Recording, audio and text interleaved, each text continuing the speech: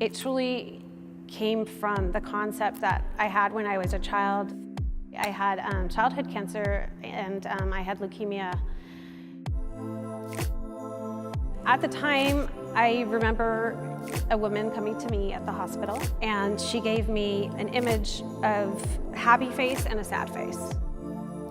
She explained to me that they were having this battle inside of me. She said, like, we need to help the good guys win. This happy face gave me a goal, and so I said, yeah, you know, I'm gonna help those good guys win. I continued to use both drawings and writing and just self-expression throughout my entire life. I wanted to share this experience with others. Today, we had a group of 2 families. So the families consisting of an adult and a child on each side. What's interesting is that when using art and the imagination, what I think happens is that the children embody some sense of that maturity that's there, and as well as the adults embody some of that childlike energy. And I think that that level of process is really what the magic is.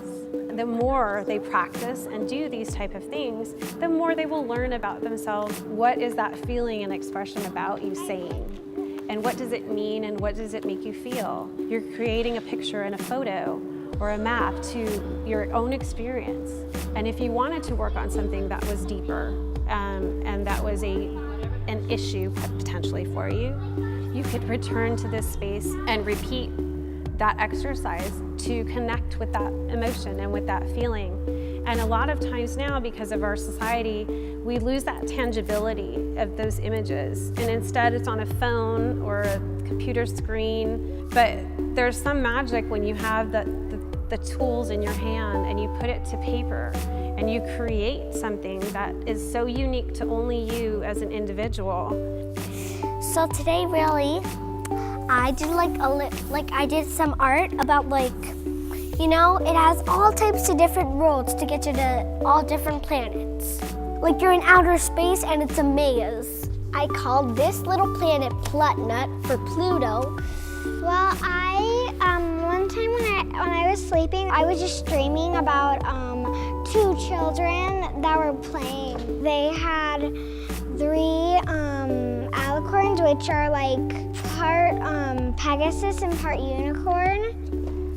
I came up with this little picture showing basically this is the grown-up self looking at all of our other personalities, and it's therapeutic actually. I really enjoy it. Well, we were making these. What? We made that. What is that? Guys. You want me to help you out a little bit? Yeah. Okay, can we drew the car? Because you like cars a lot. So we did the road. Remember you asked me, Dad, can you draw me the road? So we did the road. This actually is the first brick and mortar I've had so far, aside from being very much of a field agent. What was once a drab, lifeless lot or building has a sprout of life to it, so to speak. Not only with us being here, but the people that come, that give it life as well, and, you know, allow it to have a new story. There's just a wonderful energy here, and I love it.